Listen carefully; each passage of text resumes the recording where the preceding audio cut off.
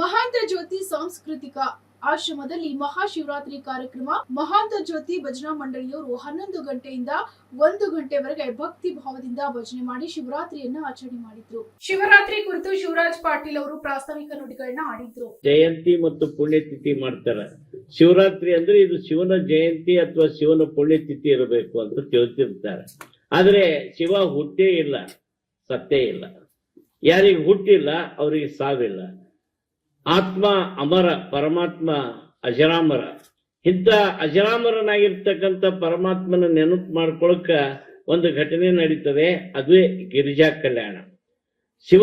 ಶಿವರಾತ್ರಿ ದಿವಸ ಏನಿದು ವಿಶೇಷ ಇದೆ, ಈ ಸಂದರ್ಭದಲ್ಲಿ ಲೋಕ ಕಲ್ಯಾಣಕ್ಕಾಗಿ ಪರಮಾತ್ಮನು ಗಿರಿಜೆಯನ್ನ ಒರೆಸಿ, ಗಿರಿಜೆ ಪರಮಾತ್ಮನಿಗೆ ಒಲಿಸಿ ಮದುವೆಯಾದಂಥ ಈ ದಿನ ಎಲ್ಲ ದೇವಾನು ದೇವತೆಗಳು ಕೂಡಿ ಶಿವನ ಮದುವೆ ನೋಡ್ಬೇಕು ಕಣ್ತುಂಬ ಅಂತ ತಿಳ್ಕೊಂಡು ಹಸಿವೆ ನೀರಡಿಕೆಯನ್ನ ಬಿಟ್ಟು ಉಪವಾಸ ವೃತ್ತದಿಂದಿದ್ದು ಅವನ ಕಲ್ಯಾಣವನ್ನ ಮಾಡ್ತಾರೆ.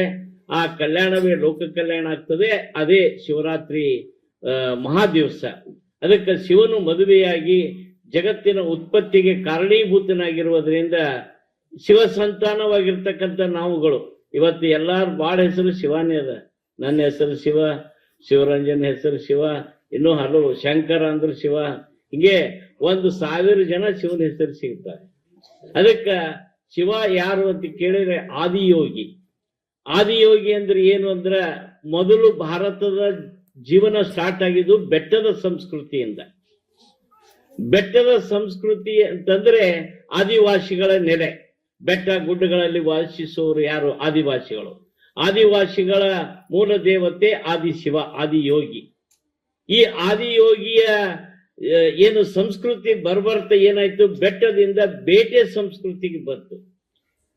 ಬೇಟೆಯನ್ನ ಆಡಿ ಮನುಷ್ಯ ಬದುಕತಕ್ಕಂಥದ್ದು. ಶಿವನು ಕೂಡ ಆದಿವಾಸಿ. ಹೆಂಗ್ ನೋಡಿರಲ್ಲ, ಗಜ ಚರ್ಮ, ಕೊರೊಳಗ ಹಾವ, ಕೈಯೊಳಗ ತ್ರಿಶೂಲ, ಇವೇನು ಮನುಷ್ಯ ಅದನು ಅಥವಾ ಮತ್ತೇನದನು ಅಂತ ಮನುಷ್ಯ ರೂಪದ ಪ್ರಾಣಿಗಳ ತರ ಕಾಣಿಸ್ತಾನೇನೋ ಅಂತ ಅನಿಸ್ತದೆ. ಆದಿವಾಸಿಗಳು ಅದೇ ರೀತಿ ಇರ್ತಿದ್ರು. ನಮ್ಮ ಮೂಲ ದೇವತೆ ಶಿವ. ಶಿವನ ಕುರುಹುಗಳು 12 ಜ್ಯೋತಿರ್ಲಿಂಗಗಳಿವೆ. ಏನು ಕಾಶಿಯಿಂದ ಕೇದಾರ, ಕೊಲ್ಲಿಪಾಕು, ಶ್ರೀಶೈಲ ಏನು 12 ಜ್ಯೋತಿರ್ಲಿಂಗಗಳು ಬರ್ತಾವ, ಅವು ಶಿವನ ನೆಲೆ. ಮಹಾಂತ ಜ್ಯೋತಿ ಸಾಂಸ್ಕೃತಿಕ ಆಶ್ರಮದಲ್ಲಿ ಶಿವರಾತ್ರಿ ಅಂಗವಾಗಿ ಭಜನಾ ಕೀರ್ತನ ಪ್ರವಚನದೊಂದಿಗೆ ಹಮ್ಮಿಕೊಂಡಿದ್ದ ಶಿವರಂಜನ್ ಸತ್ಯಂಪೇಟ್ ಅವರು ಲೇಖಕರು, ಪತ್ರಕರ್ತರು, ಅನುಭವಿಗಳು ಮತ್ತು ಶರಣ ತತ್ವವನ್ನ ಆಚರಿಸುವ ಮಹಾಶರಣರು ಮಹಾಶಿವರಾತ್ರಿ ಬಗ್ಗೆ ಪ್ರವಚನ ಮಾಡಿದ್ರು. ಶಿವರಾಜ್ ಪಾಟೀಲ್ ಸರ್ ಆಲ್ರೆಡಿ ಒಬ್ಬ ಶಿವನನ್ನು ತಮಗೆ ಪರಿಚಯಿಸಿದ್ದಾರೆ. ಯಾವ ಶಿವನನ್ನಂದ್ರ ಬೂದಿ ಬಡಕ ಶಿವನನ್ನು ತಮಗೆ ಪರಿಚಯಿಸಿದ್ದಾರೆ. ನಾನೀಗ ನಿಮಗೆ ಪರಿಚಯಿಸ್ತಾ ಇರೋದು ಅಂದ್ರೆ, ನಾವು ನೀವೆಲ್ಲ ಕಂಡುಕೊಂಡಂತೆ ಶಿವರಾತ್ರಿ ಬಂತಂದ್ರೆ ನಮ್ಗೆಲ್ಲ ಜಪ ಮಾಡ್ಲಿಕ್ಕೆ ಶುರು ಮಾಡ್ತೀವಿ ನಾವು. ಆದ್ರೆ ಶರಣರು ಶಿವನನ್ನ ಯಾವ ರೀತಿಯಾಗಿ ಕಂಡ್ರು ಅಂತಂದ್ರೆ, ನಿಮ್ಮಂಗೆ ಶರಣರು ಶಿವನನ್ನ ಕಾಣಲಿಲ್ಲ.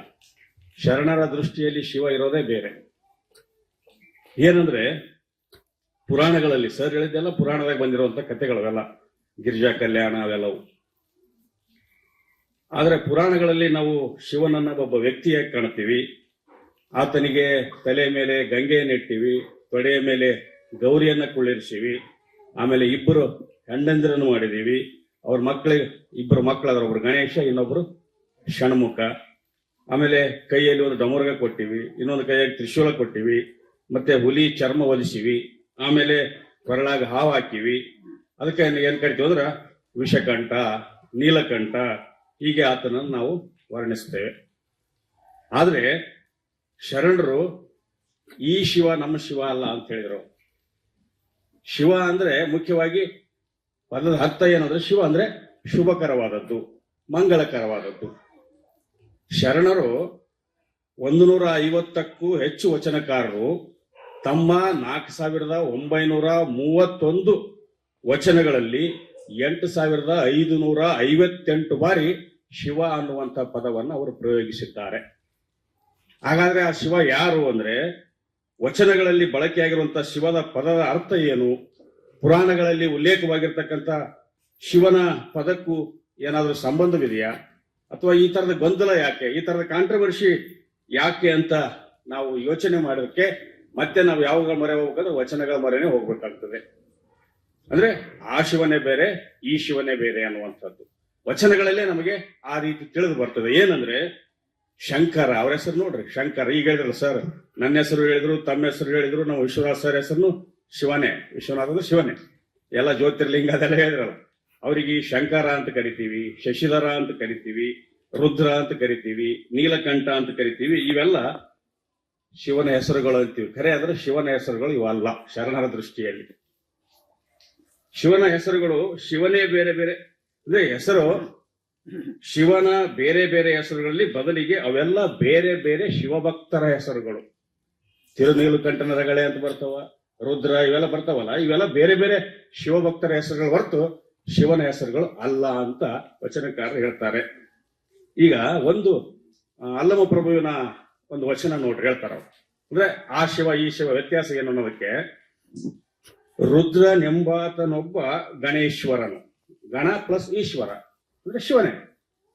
ರುದ್ರನೆಂಬಾತನೊಬ್ಬ ಗುಹೇಶ್ವರನು, ಭದ್ರನೆಂಬಾತನೊಬ್ಬ ಗಣೇಶ್ವರನು, ಶಂಕರ ನೋಡ್ರಿ ಶಂಕರ ಶಿರಿಯಾಳನೊಬ್ಬ ಗಣೇಶ್ವರನು, ಶಶಿಧರನೊಬ್ಬ ಎಂಬಾತ ಗಣೇಶ್ವರನು, ಪೃಥ್ವಿಯೇ ಪೀಠ ಆಕಾಶವೇ ಲಿಂಗ ಅಂತಹ ಆತನೊಬ್ಬ ಗಣೇಶ್ವರನು, ಬಲ್ಲಾಳನ ವಧುವ ಬೇಡಿದಾತನೊಬ್ಬ ಗಣೇಶ್ವರನು, ಬ್ರಹ್ಮ ಕಪಾಲ ವಿಷ್ಣು ಕಂಕಾಳವ ನಿಕ್ಕಿ ಆಡುವಲ್ಲಿ ನೀಲಕಂಠನೆಂಬಾತನೊಬ್ಬ ಗಣೇಶ್ವರನು.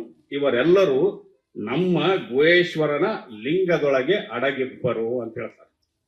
ನಾವೇನು ಹೆಸರು ಹೇಳ್ತಲ್ಲ, ಶಶಿಧರ, ರುದ್ರ, ನೀಲಕಂಠ ಇವೆಲ್ಲವೂ ನಮ್ಮ ಗುಹೇಶ್ವರನ ಲಿಂಗದಲ್ಲಿ ಅಡಗಿದ್ದವು ಅನ್ನುವಂತಹ ಮಾತುಗಳನ್ನ ಬಹಳ ಸ್ಪಷ್ಟವಾಗಿ ಅವ್ರು ಹೇಳ್ತಾರೆ.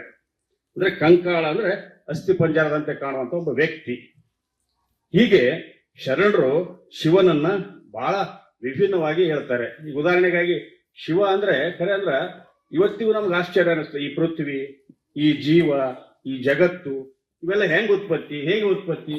ಅದಕ್ಕೆ ಒಂದು ಸಿನಿಮಾದಾಗ ಆಡೋದಲ್ಲ, ಪುನೀತ್ ರಾಜ್ಕುಮಾರ್ ಹೇಳ್ತಾರೆ, ನಮ್ಮ ಶಿವ ಕಾಣದಂತೆ ಮಾಯವಾದನು, ನಮ್ಮ ಶಿವ ಕೈಲಾಸ ಸೇರಿಕೊಂಡನು. ಎಲ್ಲಿಟ್ಟ ನೋಡ್ರಿ, ಕುಂಬಳಕಾಯಿ ಬಳ್ಳಿಯಲ್ಲಿಟ್ಟನು, ನಮ್ಮ ಶಿವ ನೆಲ್ಲಿಕಾಯಿ ಮರದಲ್ಲಿಟ್ಟನು. ದೊಡ್ಡ ಗಾತ್ರದ ಕುಂಬಳಕಾಯಿ ಅದು ಆಕ್ಚುಲಿ ಎಲ್ಲಿಟ್ಟನ್ರಿ, ಕೆಳಗ್ ಬಳ್ಳಿಯಾಗಿಟ್ಟ. ಸಣ್ಣದು ನೆಲ್ಲಿಕಾಯಿ ಅದು ಮ್ಯಾಲ ತುದಿ ಗಿಡದಾಗ ಇಟ್ಬಿಟ್ಟನು. ನಮ್ಮ ಶಿವ ಹೆಣ್ಣಿನಲ್ಲಿ ಅಂದ ಬಿಟ್ಟನು, ಗಂಡಿನಲ್ಲಿ ಆಸೆ ಇಟ್ಟನು, ನಮ್ಮ ಶಿವ ಕಾಣದಂತೆ ಮಾಯವಾದನು. ಇದನ್ನೆಲ್ಲ ಯೋಚನೆ ಮಾಡ್ತಾ ಕೂತ್ರ ಯಾವ್ದ್ರಾಗ ನೋಡ್ರಿ, ಈಗ ರಾಮ ಇವ್ದು ನಮ್ಮ ಜೇಡ್ರ ದಾಸಿಮಿಂದ ಯೋಚನೆ ಬರ್ತಾರ, ಇದು ಹಾಲಿನೊಳಗೆ ತುಪ್ಪವ ಕಂಪಿಲದಂತಿರಿಸಿದೆ. ಹಾಲಿನಾಗ ತುಪ್ಪ ಅದಂದ್ರೆ ಅದೆಲ್ಲ ಪ್ರೊಸೆಸ್ ಆದ್ಮೇಲೆ ಬರ್ತದ. ತುಪ್ಪದಿಂದ ಇದು ಹಾಲಿನಿಂದ ಮಜ್ಜಿಗೆ, ಮಜ್ಜಿಗೆಯಿಂದ ಮೊಸರು, ಮೊಸರಿನಿಂದ ಮಜ್ಜಿಗೆ, ಮಜ್ಜಿಗೆಯಿಂದ ಕೊನೆಗೆ ಅದನ್ನ ಕಳೆದತ್ಲೆ ತುಪ್ಪ ಬರ್ತದೆ. ಅದಕ್ಕೆ ನೀ ಬೆರೆಸುವ ಭೇದಕ್ಕೆ ಬೆರೆಗಾದನೆಯ ರಾಮನಾಥ ಅಂತ ಜೇಡ್ರ ದಾಸಿಮನ್ ಹೇಳ್ತಾರಲ್ಲ.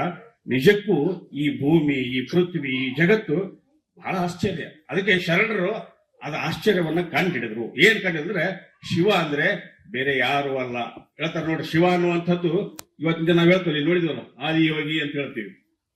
ಆಮೇಲೆ ಆ ಕಡೆ ಬಗಲಾಗ ಈಶ್ವರನನ್ನು ಕುಂದಿಸಿಬಿಟ್ಟಿವಿ. ಇವು ಈಶ್ವರನೇ ಶಿವ, ಈ ಶಿವನೇ ಶಿವ ಅಂತ ನಾವು ತಿಳ್ಕೊಂಡಿವಿ. ಅದಲ್ಲ. ಶಿವ ಅಂದ್ರೆ ಮಂಗಳಕರವಾದದ್ದು, ಶಿವ ಅಂದ್ರೆ ಶುಭಕರವಾದದ್ದು ಹೇಳ್ತಾರೆ. ನೋಡಿ, ಅವರು ದೇಹ ಧರ್ಮವನ್ನ ಕುರಿತು ಹೇಳಿದ್ರು, ವಚನಕಾರ ಹೇಳಿದ್ದು. ಎಲ್ಲರೂ ಪ್ರಕೃತಿ ಧರ್ಮವನ್ನೇ ಕುರಿತು ಹೇಳಿದ್ರು. ಎಲ್ಲರೂ ಯಾರು ಹೇಳಿದ್ರು? ಈಗ ಯಾರೇ ಮೊಹಮ್ಮದ್ ಪೈಗಂಬರ್ ಹೇಳಿದ್ದಾಗ್ಲಿ, ಅಥವಾ ಮಹಾವೀರ ಹೇಳಿದ್ದಾಗ್ಲಿ, ಅಥವಾ ಬುದ್ಧ ಹೇಳಿದ್ದಾಗ್ಲಿ, ಬಸವಣ್ಣ ಹೇಳಿದಾಗ